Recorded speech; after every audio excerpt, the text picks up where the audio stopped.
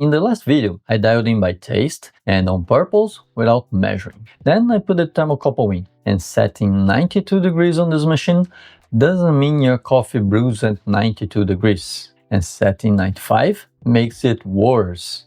Hotter, yes, but also far less stable.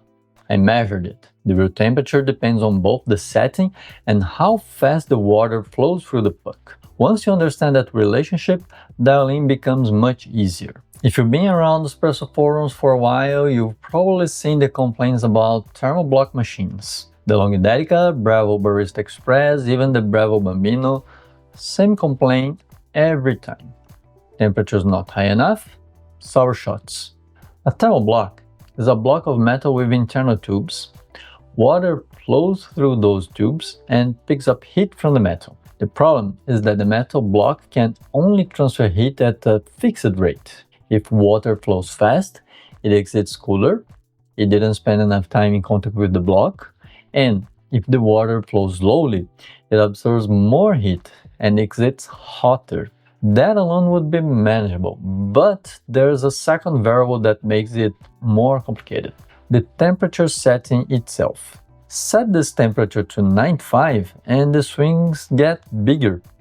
Drop to 92 and the same flow variation creates a much smaller temperature swing.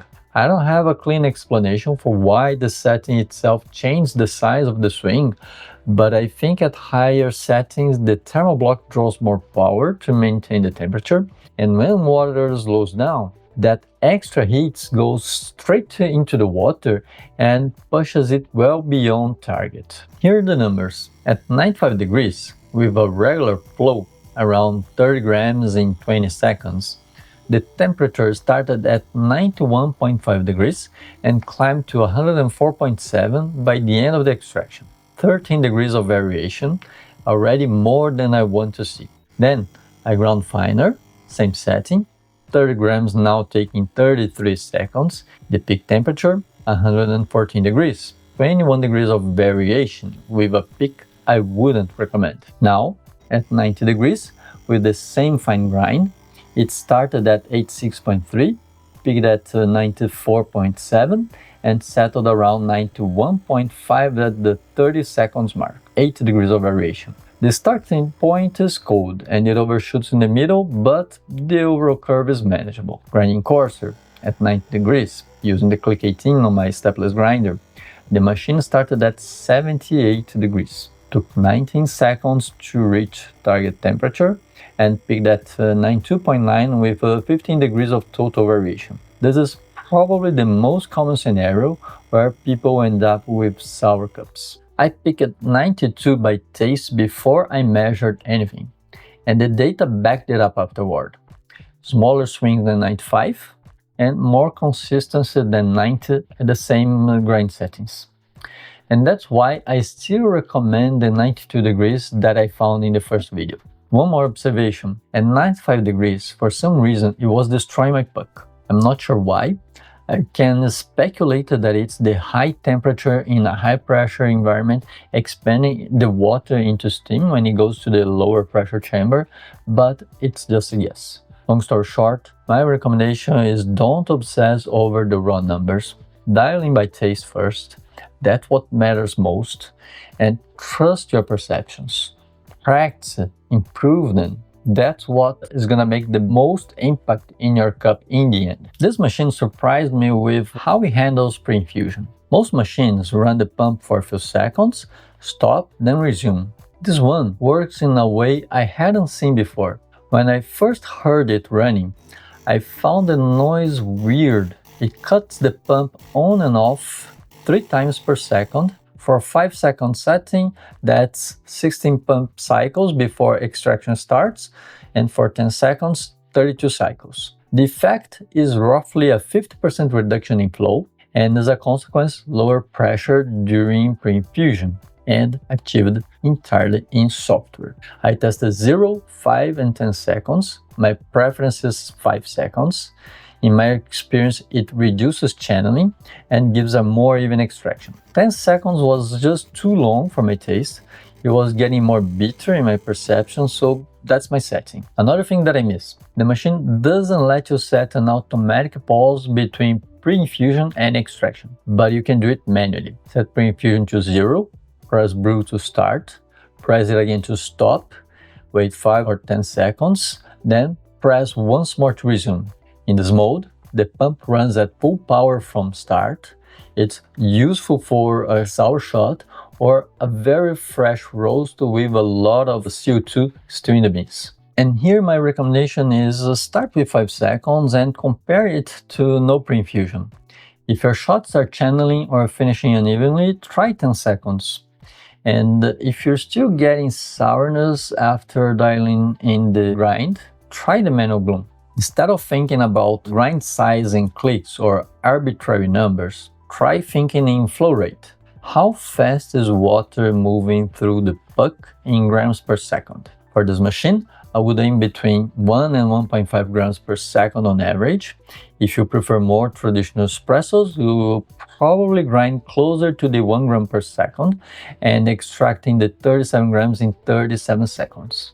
If you're more into a juicy, bright, bit acidic espresso, I think you will lean towards the 1.5 grams per second, extracting these 37 grams in circa 25 seconds.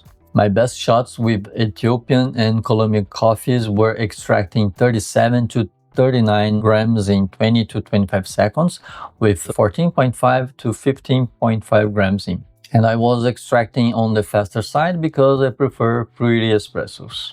Now, without an UPV, pressure can spike if you grind too fine, but it's manageable. Keep an eye on the pressure gauge. The numbers are small, but you can see the needle position. Keep your shots in the beginning of the green zone and you're within the reasonable range. To keep the needle within your target, open the steam valve slightly during the extraction if the pressure is higher than you wanted. Then this will route some of the pressure back through the steam circuit and brings the gauge down. I don't like wasting water and energy, so this is not my preferred method, but it works. If you want proper pressure control, a dimmer is a cleaner solution. You can cut the wire between the brew button and the pump and install the dimmer in between. I covered this in other videos. The process is always the same across machines. I'll link it in the description. And on the solenoid, as I mentioned in my previous video, without one, you stop the shot by feel and muscle memory. After a few days, you get fairly consistent, but it keeps dripping for a while after you pull the cup away. So keep a pot nearby. It's a minor inconvenience, but if Hibrew releases the next version, a solenoid would be greatly appreciated. I covered everything that comes in the box in the first video. Here I want to focus on what's worth adding. So the first upgrade is a bottomless portafilter. It lets you see what's happening at the bottom of the basket during the extraction. A uniform cone from below in general means an even distribution, but it's much more difficult to achieve with light roasts. And remember that a beautiful shot doesn't mean a tasty one. In this image, you can see a beautiful extraction. But I need to tell you that this coffee was horrible, very bitter. Other ones with no crema and that splashed a bit was much better. But a bottomless portafilter is easier to clean and more hygienic than a spouted portafilter.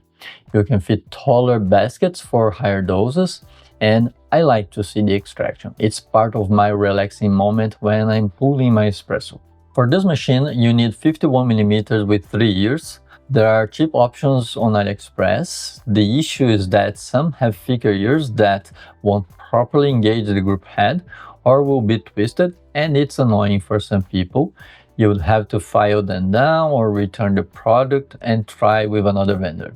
If you want to skip that risk, Hibrew sells one that's confirmed to fit, as you can see in my machine. The links are in the description. A second common upgrade you will probably ask about: is it worth buying an IMS basket? I tested it against the stock basket. The IMS has a slight advantage in taste, but it's marginal. Spend some time with the stock basket first, master your extraction before adding more variables, And if you do get an IMS, one alert, it has a small lip on the rim that makes it sit slightly higher, just enough to make it harder to lock the portafilter at exactly 90 degrees. Not a deal breaker, but in my case I gave up. The stock one was good enough to make the IMS not worth it due to the inconvenience of attaching the portafilter to the group. A third point of attention, not exactly an upgrade, is water quality. In a boiler machine, scale builds up on metal surface that can be cleaned. In a thermoblock, the internal tubes are sealed. If scales accumulate inside, you can't get it out mechanically. The scaling slows the process, but a heavily scaled thermoblock may get permanently damaged. If you're on hard tap water, use a soft one. It can be soft bottled water or zero water with your own minerals. I'll leave the link to my water video in the description for more details, but it's not only about maintenance, it also affects the taste of your espresso, okay? After several weeks of daily use, here's where I land. The temperature curve is one of the key things to understand about this machine. Set it to 92 degrees, not 90, not 95. Use 5 seconds of pre-infusion and target a flow rate of 1 to 1.5 grams per second, just to start. I was expecting a much worse experience, but I've got very good shots from this machine, pairing with a simple G5 Mini, which I can already anticipate is a good grinder, and I didn't need anything more expensive to get good espressos. It was above my expectations.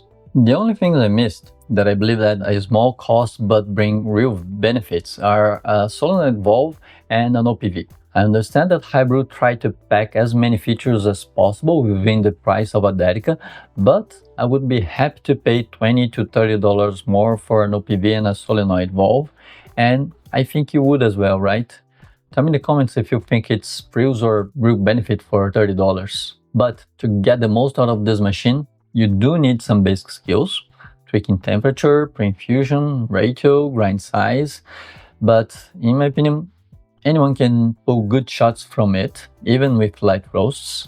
Affiliate links and a discount coupon are in the description. You won't pay a cent more, but you support the channel. One disclaimer: Hibrew sent me this machine for review. As usual, they had no say in the script or the conclusions. In my opinion, they were very courageous, since I'm not exactly the biggest fan of Thermoblocks, but as I always say, there's a good machine for each use profile, and the frustration usually comes from the mismatch. So you just need to find the right machine for you. If you want a low-budget machine, compact enough to fit in small spaces, that makes good espressos and heats fast, and you don't need the precise temperature control of a boiler machine with a PID for your gut shot, this is a good candidate. But if you're looking for your gut shot, perfecting temperature, flow and pressure profiling, trying very exotic beans, you will have to spend a few times more. Machines like the Apex V2, Profitec Go, or even a Gadjuino, Gadmate, Cafe Mazzino, those are the machines that you're probably looking for if you want to pursue your gut shot. And if you want to get more results from your gear with real impact in the cup without breaking the bank, subscribe, because that's what this channel is all about. Oh, and I'll also start running competitions, and winners will get some of the equipment I test. I'll cover shipping up to 30 euros, import taxes and customs are on you, and I want to run those competitions at least every 3 months, and after milestones like 10,000 subscribers. To increase your chances, memberships are now live. 3 tiers, starting at 99 cents a month. Entries are weighted by tier and how long you've been a member, so joining now multiplies your chances. The channel stays exactly the same, and the join button is right below. Thanks for watching, and ciao!